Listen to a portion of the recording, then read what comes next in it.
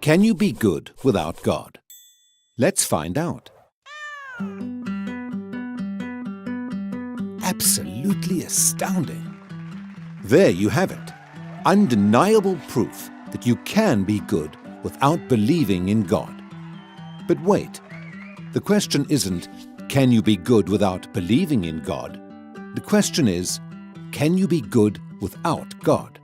See, here's the problem. If there is no God, what basis remains for objective good or bad, right or wrong? If God does not exist, objective moral values do not exist. And here's why. Without some objective reference point, we have no way of saying that something is really up or down. God's nature provides an objective reference point for moral values. It's the standard against which all actions and decisions are measured. But if there's no God, there's no objective reference point. All we're left with is one person's viewpoint, which is no more valid than anyone else's viewpoint. This kind of morality is subjective, not objective. It's like a preference for strawberry ice cream. The preference is in the subject, not the object. So it doesn't apply to other people. In the same way, subjective morality applies only to the subject. It's not valid or binding for anyone else. So, in a world without God, there can be no evil and no good, nothing but blind, pitiless indifference. God has expressed His moral nature to us as commands. These provide the basis for moral duties. For example, God's essential attribute of love is expressed in His command to love your neighbor as yourself. This command provides a foundation upon which we can affirm the objective goodness of generosity, self-sacrifice, and equality. And we can condemn as objectively evil greed, abuse, and discrimination. This raises a problem. Is something good just because God wills it, or does God will something because it is good? The answer is neither one. Rather, God wills something because He is good. God is the standard of moral values, just as a live musical performance is the standard for a high-fidelity recording. Without your love.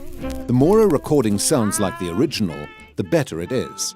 Likewise, the more closely a moral action conforms to God's nature, the better it is. But if atheism is true, there is no ultimate standard. So there can be no moral obligations or duties. Who or what lays such duties upon us? No one. Remember, for the atheist, humans are just accidents of nature, highly evolved animals. But animals have no moral obligations to one another. When a cat kills a mouse, it hasn't done anything morally wrong. The cat's just being a cat. If God doesn't exist, we should view human behavior in the same way. No action should be considered morally right or wrong. But the problem is, good and bad, right and wrong, do exist. Just as our sense experience convinces us that the physical world is objectively real, our moral experience convinces us that moral values are objectively real. Every time you say, "Hey, that's not fair, that's wrong, that's an injustice," you affirm your belief in the existence of objective morals. We're well aware that child abuse, racial discrimination, and terrorism are wrong for everybody, always. Is this just a personal preference or opinion? No. The man who says that it is morally acceptable to rape little children is just as mistaken as the man who says 2 + 2 = 5. What all this amounts to, then, is a moral argument for the existence of God. If God does not exist, objective moral values and duties do not exist. But objective moral values and duties do exist. Therefore, God exists.